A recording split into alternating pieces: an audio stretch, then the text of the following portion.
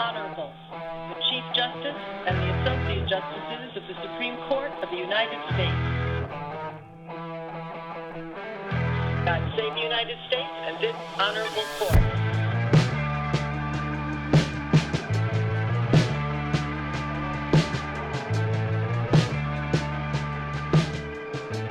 Hey, I'm Hans von Spakovsky. This is Court is Adjourned. And the title of our episode today is The Southern Poverty Law Center Turns Full Circle. To understand that title, you need to know the origin of the Ku Klux Klan's name. It comes from the Greek word for circle, which is kaiklos, and the Scots Gaelic term for clan. That title is appropriate because, according to a shocking criminal indictment issued by a federal grand jury in Alabama, and I have a copy of it right here. The Southern Poverty Law Center went from an organization who said its mission was to dismantle white supremacist organizations like the KKK to quoting the indictment, using donations to, quote, fund the leaders and organizers of those racist groups. And not only the KKK, but other despicable organizations like the Aryan Nation, the National Socialist Party, and the Neo-Nazi National Alliance, in the unbelievable amount, according to the indictment, of $3 million. You think the violent protests at the University of Virginia in Charlottesville in 2017 were spontaneous? Well, according to the indictment, the SPLC actually handed a, quote, member of the online leadership, funded a member of the online leadership that not only helped plan the mayhem, but organized transportation to the university town where the University of Virginia is located. The SPLC even set up a dummy, non-existent business, actually several of them, with phony bank accounts to disguise the misuse of their donor funds and the payments to these dangerous radicals. If this was the plot of a Hollywood movie, it would be hard to believe. But as a result, the SPLC has been charged with 6 counts of wire fraud, 4 counts of false statements to banks, and 1 count of money laundering. Now, here to talk about it today with me is a good friend of mine, Scott Walter, who is the president of the Capital Research Center. If you're thinking of making a charitable donation, you shouldn't do that until you have checked out Influence Watch, which was organized and is fed information by the Capital Research Center. It's an online encyclopedia of nonprofit organizations based on CRC's in-depth investigations of who runs them, who funds them, and what do they do with their money. He was a special assistant to the president for domestic policy during the George W. Bush administration, and he's a former vice president of the Philanthropy Roundtable. I always stumble on that word. As well as having worked at the American Enterprise Institute and the Beckett Fund for Religious Liberty. He wrote a really informative book. It is worth buying back in 2023 called Arabella, the Dark Money Network of Billionaires Secretly Transforming America. And you have probably seen his opinion pieces in places like the Wall Street Journal, the New York Times, and the Washington Post. Scott, thanks for coming on the show. Capital Research Center has done pretty in-depth research into the Southern Poverty Law Center. Tell us about this organization. How did it get started? Who funds it? Who runs it? And what have they been doing with their money? In addition to funneling, apparently, like I said, according to the indictment, $3 million to all these racist extremist groups. Well, it started around 1970, and it had a noble mission, as you mentioned. It was designed to take down the Klan, and it mainly did that, thanks to lawyers, by suing a bunch of Klan groups into bankruptcy, so that within 10 or 20 years, the Klan was almost entirely defanged, barely existed in any serious way. And of course, that was a wonderful thing, but as often happens with charities, if they accomplish their mission, they don't go away. Right, and there's no longer any reason for donors to send the money. Right. Exactly. So one of the co-founders of the place, Morris Dees, was brilliant at junk mail fundraising. So that's part of the answer where they get their money. A lot of money they get is simply from junk mail donors because they've been so good at scaring people into donating. So yes, when they no longer had their proper adversary, the Klan, to raise money off of and to fight, they were entrepreneurial, shall we say. And they started saying, okay, we're going to have a hate map of all the nasty groups. And of course, they included some of those now terribly marginalized little tiny fringe goofballs and sickos that were actual white supremacist neo-Nazi types. But then they started adding more and more totally legitimate mainstream conservative groups. For instance, if you simply were a Christian charity that believed that the 2,000-year-old Christian tradition of marriage between a man and a woman was the best way to arrange things, well, obviously you're massive haters. Now, this was such an egregious lie that even Dana Milbank, one of the snottiest columnists at the Washington Post, wrote an entire column on the SPLC putting the Family Research Council, which is a completely legitimate, completely nonviolent, non-supremacist Christian organization, on its hate list. And that was too much for even Dana Milbank. But it's also important to know that... And what we should mention, that caused a criminal leftist to show up at the Family Research Center to try to shoot people, and was only stopped by a very brave security guard. And where did he get his information? From the SPLC. Yes, and we don't that's not a right-wing conspiracy theory. That's the videotaped confession of the would-be mass murderer, because he fully intended to murder lots of people. Luckily, irony alert, the black security guard was the one who stopped him, but also got non-lethally shot for his trouble. But no, he's the would-be mass murderer was very explicit that he got this from the SPLC, and that's why he targeted this group that anyone could have told you was completely legit. And it was. Even if, for example, you're simply in favor of enforcing our immigration laws, that would put you on their hate group list. That's right, and as I said, they kept doing this insane add more and more and more effort. One of the more recent ones, again connected to hideous violence that they are supposedly saving us from, they put Charlie Kirk's Turning Point USA on their list. And as soon as that happened, Charlie immediately tweeted out, there are real-world consequences for this kind of lie. And he referenced the shooting that you're talking about. Now, we don't have any direct evidence that the apparent shooter of Charlie Kirk was using SPLC, but do you know what that shooter said to his boyfriend? He said, I can't take Kirk's hate anymore.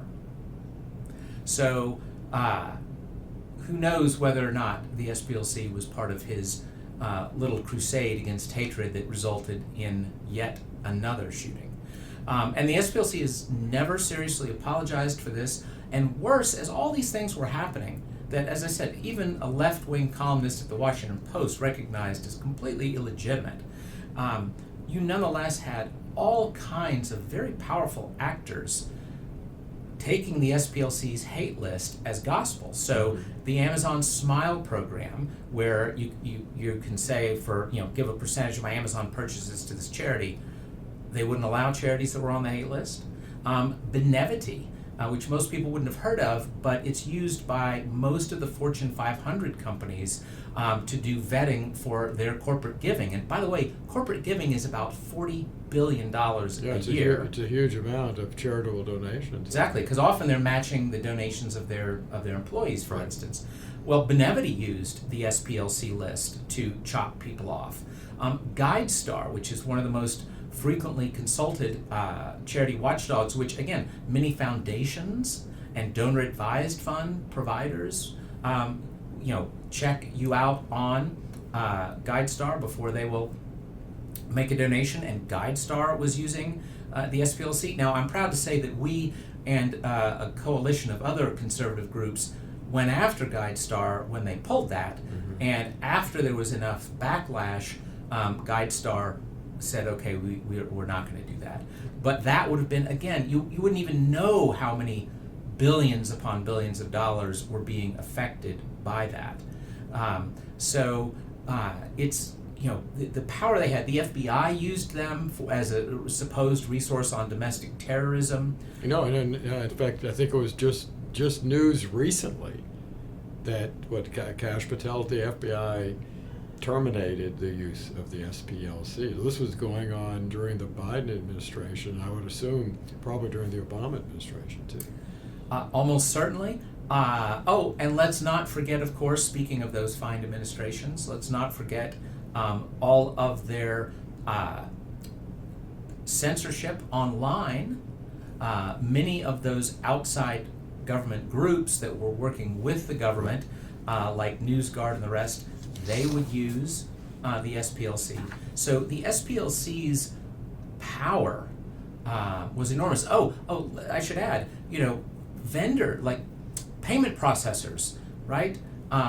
They would sometimes look at this, or banks would look at the hate list. And so your perfectly legitimate group might discover that, say, PayPal isn't going to let you use PayPal for donations, or your bank, God forbid, your bank might even say you're debanked. I mean, incredible power from an absolutely fraudulent organization for years upon years. Wasn't there also, you mentioned Morris Dees, who I think was one of the main founders. Wasn't there a huge scandal over him and the fact that people discovered that he was paying himself an enormous amount of money, and he had a huge mansion and cars and all kinds of things like that? Well, Mr. Dees is a long chapter in the SPLC's history of disgraces. A long disgraceful chapter, I think, is what yes, you meant. Well, both. Either which way right. would work. But no, Mr. Dees. Now, to be fair, he earned every penny, because that's one data point for your viewers. $750 million, give or take a little, is what they have in their piggy bank. Oh my goodness! So and yet, of course, if you get their mailers, it's emergency fundraising. Right? They have over 6 years of their current spending they have in the piggy bank, and that leaves out, of course, the money that's rolling in this year continuously. Right. But they could completely shut down fundraising and last 6.5 years at their current rate. $750 $1 billion. Oh, and just in case the left wing. In case the left-wing group here has not sufficiently buried the needle in the hypocrisy meter, some of it is invested in places like Bermuda and the Cayman Islands to avoid the tax man. You really can't make it up. They would drum you out of the subtle fiction writers league if you put this in a novel, as you said earlier. Didn't they also, am I recalling correctly, that a couple of years ago there was a dispute inside the nonprofit because didn't some of the ordinary workers want to unionize, and the leadership organized to stop it? Union bashing is actually not uncommon in left-wing organizations, oddly enough. But we didn't sufficiently pound on poor Mr. Dees there. So finally, it was about 5 years or so ago, he finally had to, he was allowed to resign. Right. He was thrown overboard, but he was allowed to resign. By that point, he was chairman, and then almost immediately afterwards, the president also had to resign. And what happened is there had been scandals here and there with the SPLC over the years about the fact that, more hypocrisy, they're sexist, they're racist. This is according to their own employees. According to their own employees, employee Right. after employee. In fact, the single best write-up of all this appeared in the New Yorker around 5 years ago when that explosion that was so big that Morris Dees and the president both had to leave. According to their own employees, yes, blacks were only kept in very menial positions. Women were treated shabbily in multiple ways, including, allegedly, for Mr. D's, straight-out sexual harassment and the rest. And that long New Yorker article by a longtime employee, in one of the opening paragraphs, as soon as he gets there, he starts to notice all of this crazy hypocrisy and like how awful it is. And a long-suffering employee tells him, "You will never find a more hypocritical place than the Southern Poverty Law Center." Why didn't information like that damage them years ago? Why were corporations still basically paying attention to what they said, still giving them money? Well, you know, I have a saying, being left means never having to say you're sorry. They weren't apologizing, and nobody was holding them to account. Yeah. Speaking of the Morris D's, all those horrible scandals where, as I said, the chairman and the president, if your organization's president and chairman both had to resign in disgrace, right? Terrible things be happening. Well, in this case, though, what they did, they put out a press release to say that they had hired an outside investigator who was going to get to the bottom of all this and make recommendations, blah, blah. Now, as far as I know, and I'd be willing to, I think I'd do a month's mortgage on this bet, there's certainly no public report has been released. I suspect there was no private report of any kind. And, again, you can't make this up. The person that they hired, the outside investigator, was a gal named Tina Chen. Now, her two great achievements are, one, she was apparently the very first person to contact the Soros DA about Jussie Smollett to say, "Don't you dare give Jussie any trouble. Don't you believe these people claiming he's got a racial hoax that he's perpetrating here." But the other thing she did was, as I said, she never, as far as we know, she did any real report on the SPLC, and then she left to start Time Up, which was a group that was supposed to be fighting sexual harassment.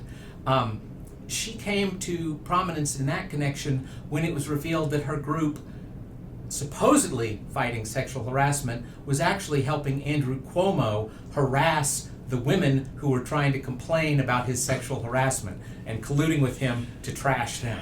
You can't make this up. It's now, indictment. So let's go back to this criminal indictment that has just occurred. I mean, were you, look, given all you know about them, given the kind of in-depth research that Capital Research Center has done about them, were you surprised by this indictment? You know, Hans, I have to say I genuinely was, and I don't know anybody who's watched them for years, including Tyler O'Neill, who's done a wonderful book on the SPLC. We were all agog that it was that bad. Right. And I'm happy to throw out a couple of my favorite tidbits on there. You mentioned the fact that they were working with one fellow, they were financially supporting one fellow who helped organize the Charlottesville Tiki Torch rally and helped bus people to the rally. And by the way, speaking of the money side, you know, right after Charlottesville, wow, that was just a godsend for the impoverished Poverty Law Center, because Tim Cook at Apple immediately said that Apple was going to be helping them and was going to help them with an app to raise money, and Apple itself was cutting $1 million check, and George Clooney was also going to give them $1 million. So they made millions off of the rally that they helped to create. But the more egregious case, to me, is the National Alliance, not a well-known group, but it had been the largest neo-Nazi group in America at one point. That's the group that, according to the indictment, got the most money of all. Over $1.1 million went to its people, mostly $1 million plus to its fundraiser. Now, the only problem is the SPLC's own reports said that by 2009 it was basically dead. There's virtually nothing left. And they said that in 2009, they said that in 2013, they said that in 2016. And yet, so remember those dates, 2009, dead, 13, dead, 16, dead. And yet, from 2014 to 2023, they were averaging over $100,000 a year into its fundraiser. So, you know, don't tell me that, oh, we had to do this to protect Americans. Like, nobody needs protection against this thing. You said it yourself, it's dead. Right. So I mean, it seems pretty clear that they were funding this kind of thing for fundraising purposes. If they can keep these racist Nazi organizations alive, they're dying. I mean, that's just the people that are in them are just marginal. They're so small. There's hardly any Americans that are members. These organizations are dying, which was the whole original purpose of the SPLC. And so what other purpose could there possibly be for them to send them, like the National Alliance, this amount of money other than to ensure they don't die, so that they can then send scary fundraising letters out? I mean, there's no other reason for it, is there? Absolutely. I mean, it doesn't get any more disgraceful than this, and all of their nonsense about, oh, we did this to protect you. It's like, nobody needs the protection. This is a joke. But again, they are spectacularly good at fundraising. Now, let me ask you a question. These are very serious criminal charges that have been filed against them. One of the things that the Justice Department asks for, the grand jury asks for at the end, is what's called civil forfeiture. So all of the money that in essence what the government is saying in the grand jury indictment, again, I should say it's the grand juror saying, is that they defrauded their donors. They hid the fact that they were actually using the donations made to them to then fund these racist groups. And so the government's asking for civil forfeiture, basically to get all this money back. But given the $750 million that they have sitting in the bank,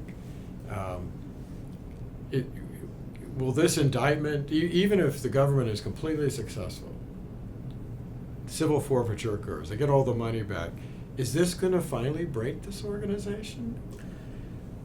You have to wonder. I mean, again, no one who's paying attention or has the least bit of honesty about them could say that this place, even before the indictment, shouldn't just cease to exist, that nobody should give it money. Right. And yet it's gone on. Now, and I wouldn't be shocked. I mean, they've had people out defending them. Schumer was out defending them in less than 24 hours. Really? Yeah. So I don't know.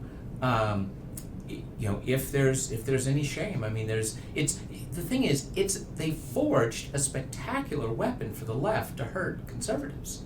Right. It's hard for the left to give up weapons that hurt their enemies, especially these days when they're not winning on nearly as many battles. By the way, I have yet more hypocrisy on this kind of fundraising thing. There is a huge controversy in the philanthropy world now because a couple of the largest donor-advised fund providers, like Fidelity Charitable Gift Fund and I think it's Vanguard or Schwab Charitable Gift Fund, they have said that they're going to pause donations to the SPLC because it's under indictment. Now, they already had, these are not crazy left-wing organizations, but they've long had a policy that's completely understandable because there is fraud in the charitable world, that, if you're at a group and your group gets indicted, you know what? They don't cut the checks until this is settled. Right. An eminently reasonable policy to have, and one that obviously the Justice Department caused to happen with the SPLC. But this is considered outrageous because they haven't been convicted of anything yet. Now, the hypocrisy here is, it was just a few years ago that the SPLC partnered with the Council on American Islamic Relations, CARE, which, let us never forget, was literally started by terrorists. They partnered with them to smear all kinds of conservative groups for alleged Islamophobia. And what did they demand? They demanded that donor-advised fund providers like Fidelity and Vanguard and the rest cut off all funding. And you know what? They didn't require any indictment. The only indictment that was needed was this ridiculous biased report that SPLC and their terrorist friends put together. By the way, they've also SPLC has sometimes admitted on the record that, we don't really look at left-wing violence. Right. Well, we don't even why would they? pretend to Yeah. look at left-wing violence. Yeah. Look, a lot of the research that you've done, the Capital Research Center has done, is on your Influence Watch website. Tell folks a bit about that, because like I said, I get phone calls from folks asking me about particular organizations, and I always say to them, okay, they're soliciting money from you. You should look them up and find the research on Influence Watch before you decide whether you're going to give them any money. Tell folks about this website and how you all put this information together. Well, we have dozens of folks at this point contributing to it, and the way I like to put it is it's sort of a Wikipedia of the left. Actually, it has conservative as well as left-wing groups, but the conservative groups are already on left-wing websites like this all over the place.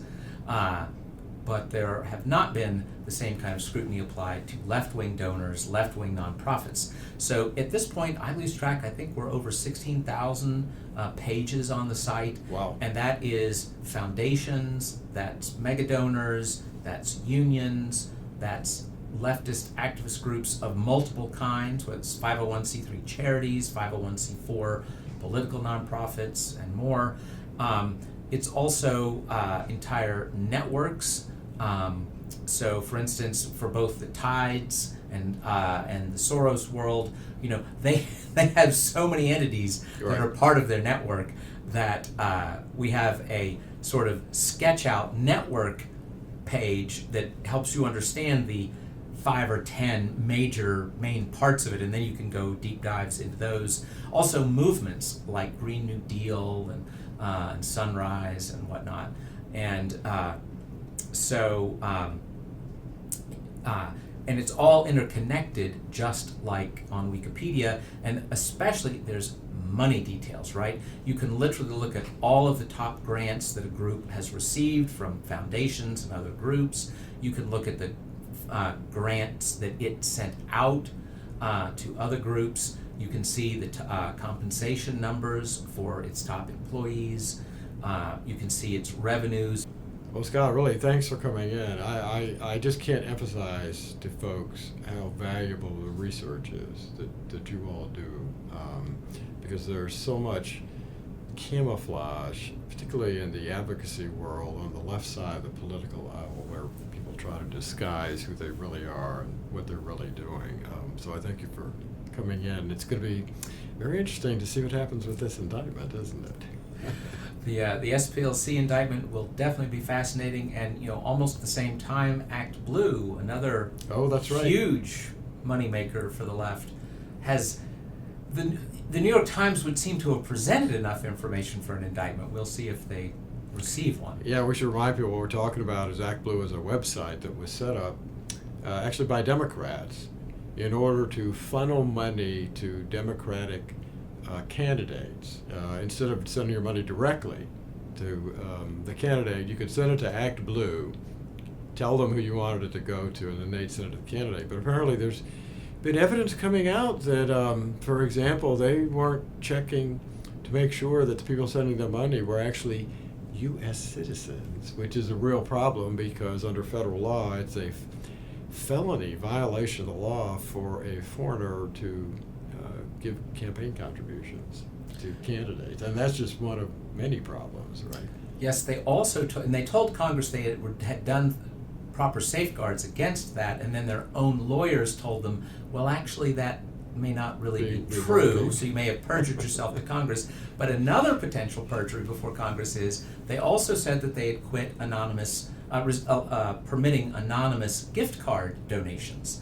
And the only problem, which by the way could be done by foreigners because it's easy to use anonymous gift cards as a foreigner, but one of my top researchers, Parker Thayer, a couple of months after they swore to Congress that they weren't taking them, he went to the gas station, he bought a $10 card, he went to Act Blue, he made a $10 donation to Fetterman. And if you don't believe it, you are welcome to check his Twitter feed where you can literally see the receipts. Interesting. Well, thank you for coming in, Scott. I do a classic movie review at the end of each of my podcasts, which is particularly appropriate for you because you're a classic movie fan like I am. The movie for this was actually easy to pick out. It was a 1950 film noir movie called Storm Warning, and it stars Ginger Rogers and Ronald Reagan. And it's, everybody knows Ginger Rogers for her terrific dance movies, of course, with Fred Astaire, but this is a very serious movie. She plays a model who stops in a small southern town to visit her sister. And there she witnesses the murder of a journalist by a KKK mob. Very appropriate to what the SPLC was doing. Ronald Reagan, her sister, who she's visiting, it turns out that her sister's brother-in-law, she recognizes as one of the people who was involved in this vicious mob murder. The young sister is actually played by Doris Day. And they actually have a district attorney who wants to investigate and prosecute this, and that's played by Ronald Reagan. It's a very serious movie. It's a dark movie, but it's actually a very good movie about what the Ku Klux Klan was unfortunately doing in places like the South in 1950. If you haven't yet subscribed to us on YouTube, you can do that. Check us out on Spotify also. This is Hans von Spakovsky, and Court is Adjourned. I breed in the darkness where the rule of the mob is allowed to become the law of the moment. Where justice cracks at the end of a whip and barks from the mouth of a gun, you'll find me. Ready always to show my hand, but never my face.